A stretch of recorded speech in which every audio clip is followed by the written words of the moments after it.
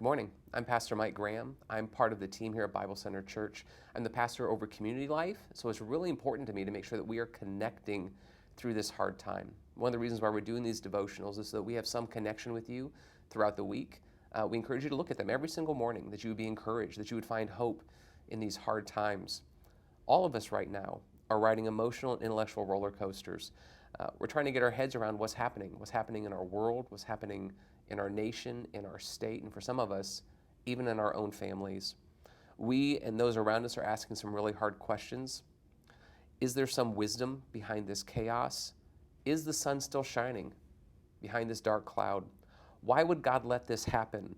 And where is He in all of this? One mistake that we can make is sometimes to belittle someone's anxiety or belittle someone's fear. But an even greater mistake we can make in these times is to belittle Jesus in these moments. We need to be reminded that it is Jesus who spoke the entire world into being. Everything was made by Him, for Him, through Him, and to Him. Jesus is the Alpha. Jesus is the Omega. That means He's the beginning. Jesus is the end. All authority in heaven and on earth have been given directly to Jesus Himself. He is personally acquainted with suffering. Jesus knows pain. Jesus knows betrayal. Jesus has suffered from back-breaking grief. Jesus, this is not His first pandemic. This is ours. He's been through every single one of them, and He's been fully present from the beginning of time with everyone who has suffered. He has been at the bedside of every person who's ever died because of disease. He knows what the horror looks like. He knows what it feels like. He's been a part of it from the beginning. So where we are trying to seek understanding, Jesus sees all the pieces in motion at the same time. Not only does He see them at motion in this moment, He knows how everything has been working together since He created everything and spoke it into being. He knows what has happened, He knows what could have happened, He knows what is happening, and He knows what will happen. Jesus is in control, and Jesus sees all of it. So every day, and definitely in days like this, we look to Him. We hear His words, and we trust His heart. Throughout Jesus' ministry, He would often take a normal way of understanding something, and He would just flip it upside down. In the days when Jesus walked the earth, the immediate family, blood relatives, were central to the Jewish society. Often children would participate in the same professions as their fathers. Fishermen would raise kids who would become fishermen, and carpenters would raise children who would become carpenters.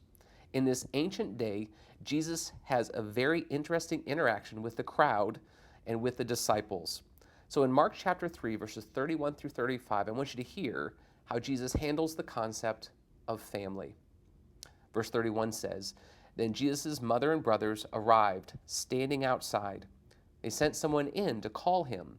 A crowd was sitting around Jesus, and they told Him, 'Your mother and your brothers are outside looking for you.' Jesus says, 'Who is my mother and who are my brothers?' Verse 34, it says, 'Then Jesus looked at those who were seated in a circle around Him and said, "Here are my mother and my brothers. Whoever does the will of my Father is my brother and my sister and my mother." So in a Jewish family's livelihood, their social circle, their way of life was centered around the family. So this is why they interrupted Jesus. Normally, when a family shows up, you stop teaching. You put all your focus on your family. But Jesus doesn't do that. Jesus, rather than stopping teaching, He continues to teach, and He turns this concept upside down.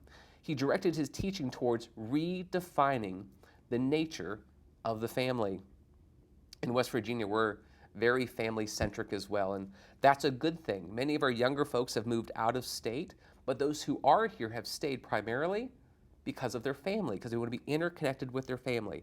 And this isn't a bad thing. This is a good thing. It's an important thing, but it's not the only thing. Jesus makes it clear that we are to take our brothers and sisters in Christ, our spiritual friends, and raise them up to the same level of priority, same level of importance as our immediate family. In these days, we must sit at the feet of Jesus, believe Him, hear Him, and trust Him when He says how important our church family truly is. We are to look to Jesus, but we're also to look to our church family to find support, to find encouragement from one another as our spiritual family. So, what does it look like during times like these to be interconnected as the church family, to have spiritual friends? I would suggest that we're calling one another. Call someone today, call someone this week. Many people actually want to hear your voice now.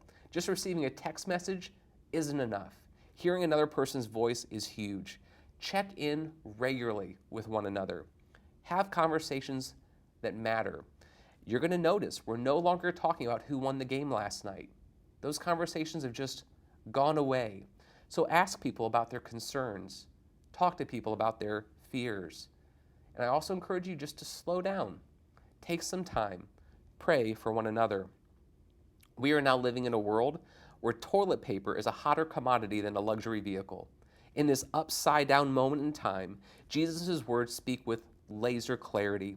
They are beams of light through dark clouds. So today, as your head is asking hard questions, as your heart struggles with a mixture of emotions, I encourage you to look to Jesus, to listen to Jesus, and to stay connected to your spiritual friends, to your forever family. 10,000 years from now, we're going to look back together at this moment with a whole new perspective. How fun it would be to look at each other and say, remember when you took the time to call me? That meant so much to me. Thank you for being there for me.